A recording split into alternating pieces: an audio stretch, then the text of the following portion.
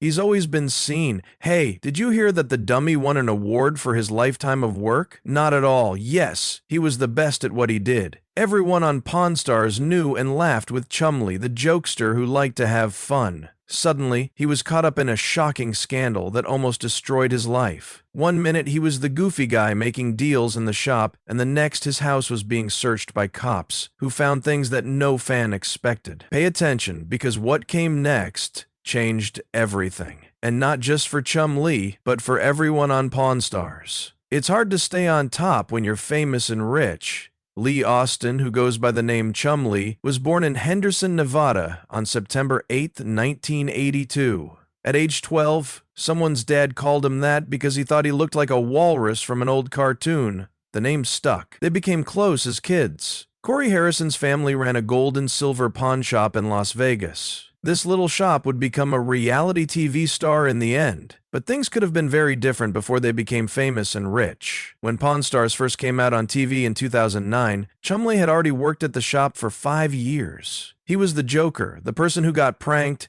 and the person who no one thought much of. But it turned out he was very good at finding rare and expensive items, especially video games, sneakers, and pinball machines. People loved him because he was so silly, and he made a lot of money off of it. He went so far as to start his own business selling goods, which did better than what the other group members were selling. This is where your $20,000 diamond rings will be. Brings me to our case with the women. You wish to find a lovely ring for your lady? You will waste a lot of money if you visit Tower of the Jewels. Come on over here. However, things were not always easy. No one saw how Chumlee's life would turn out so badly. Everything fell apart when the cops arrived at his house. That's when things really began.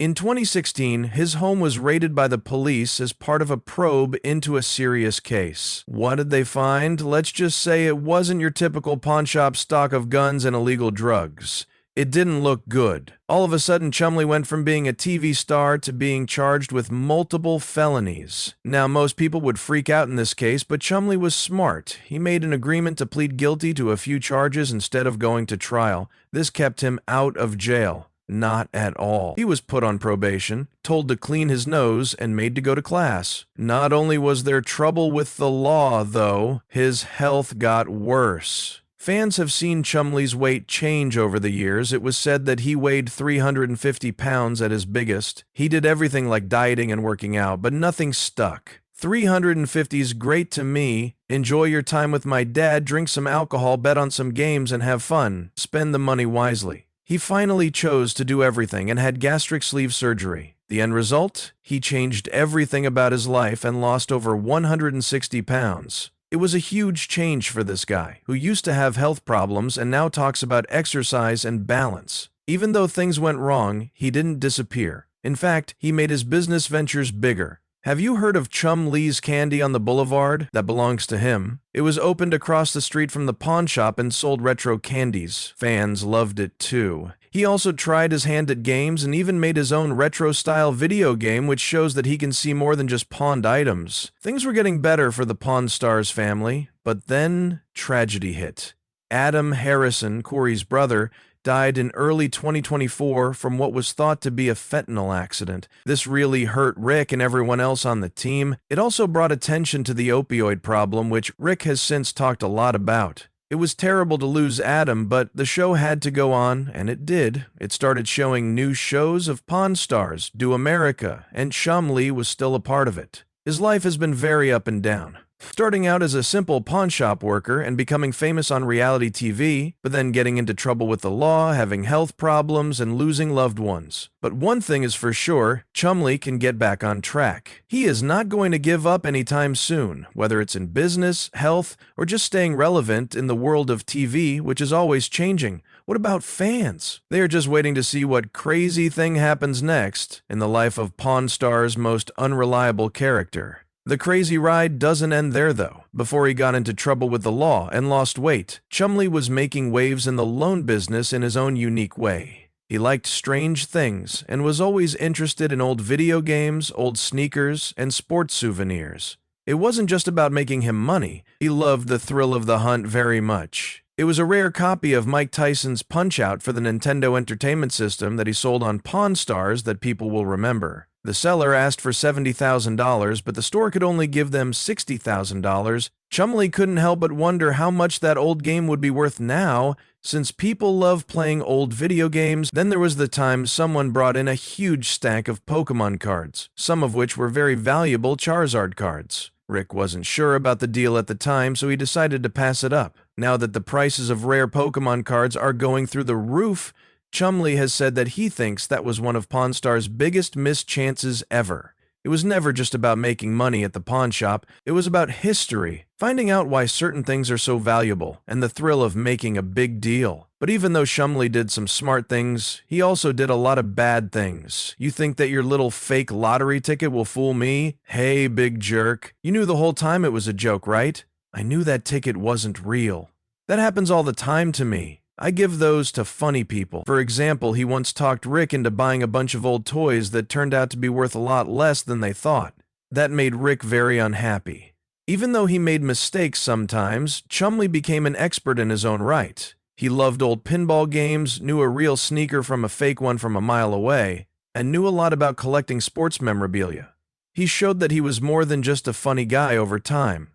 He was important in the pawn business. However, Chumlee was interested in other things when he wasn't at the pawn shop. His favorite music was old-school hip-hop, and he was crazy about cars and collecting rare sneakers. He collected a lot of cool cars over the years, like a Rolls-Royce Phantom, a Maserati Gran Turismo, and a 1964 Chevrolet Impala that was completely customized. Some car shows let him show off his favorite rides because he loved them so much. He did a lot of big things, but not all of them worked out. Bad decisions at work, driving while drunk, and family fights. People know Corey Harrison as Big Hoss from Pawn Stars. He's had a wild time at the gold and silver pawn shop in Las Vegas. His journey began when he was a child working in the family business. It has been full of ups and downs. Over the years, Corey showed his worth by running the shop, making big purchases, and managing the staff. Things did not go as planned, though, even with his help. He lost his share of the business in the end. It wasn't just a case of making bad choices. There were problems in the family, problems in the person's life, and some bad luck. Corey's grandpa, Richard Old Man Harrison, owned a pawn shop, and his father, Rick, ran the business. He was already getting better by the time he was 9 years old. He worked his way up until he was in charge of running the day-to-day business and supervising more than 30 workers.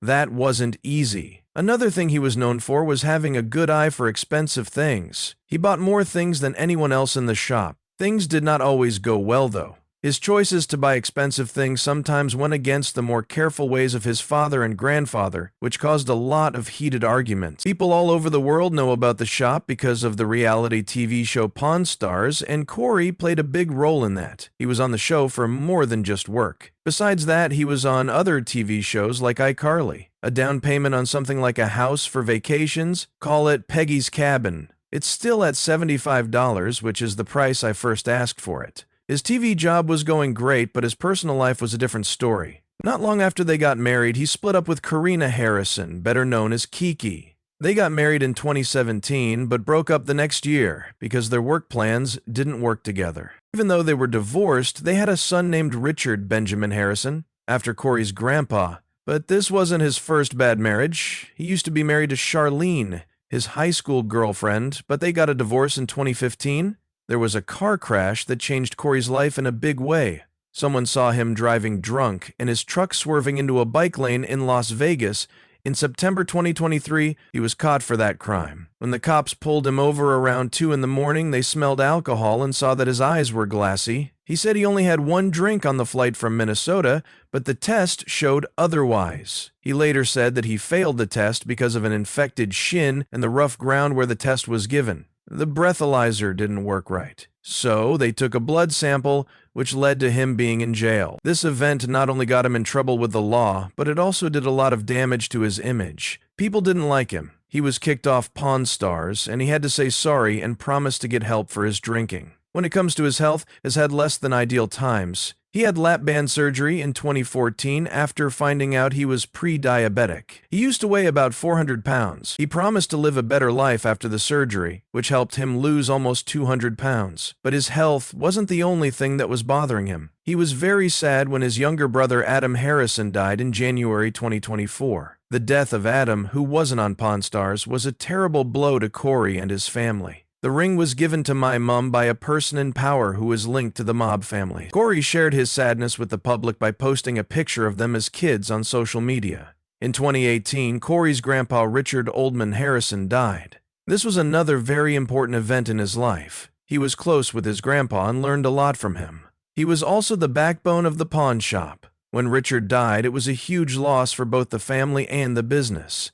He had worked with Corey for years, and Corey had learned a lot from him. Rick and Corey had to take on more of the shop's duties after his grandpa died. The pawn shop wouldn't be the same without the kind but strict old man running it. Even with all of these problems, Corey built a strong cash base. His share in the pawn shop, his salary from TV, the sales of his books, endorsements, and business projects bring in about $4 million a year. Together with Chumlee, he owned a restaurant. He also started a clothing line and bought and sold good real estate. With millions of followers on social media, he was able to stay in the news, promote his businesses, and keep his fans interested. But in Season 7 of Pawn Stars, things changed. Corey gave his father and grandfather an option because he felt like he didn't own what he had done, even though he had done a lot. He will leave if you give him a 10% share in the business. Given how deeply rooted the business was in family ties, this was a brave move. Rick and Richard then made an offer of 5%, which Corey accepted. Even though it wasn't what he wanted, it was still a big step towards getting his job in the family business. Things didn't go as planned, even though Corey finally had a stake in the shop. He lost his control over time because of his personal problems, legal problems, and changes in the way his family worked. If it was because of disagreements within the company, bad money choices, or just bad luck, he lost control of the business. A lot of the things that are pawned have real stories behind them. Some of the craziest mob artifacts that have ever been sold at a pawn shop came to Las Vegas with crime relics. This isn't just another history lesson. This is the real deal. It's the kind of stuff that makes you think about how much of the past is still around. First, there is what is said to be Charles Lucky Luciano's signet ring. He was a mob boss who was very strong and feared. It wasn't just for looks. It stood for strength, control, and most likely a lot of violence. There was a time when someone else would have been in big trouble if they got their hands on it. It was brought in by a man who said it had been in his family for decades and was passed down by his mother, who had ties to the mob. This is where things get fuzzy. There is no papers or solid proof. It's just a great story in a ring that feels strong.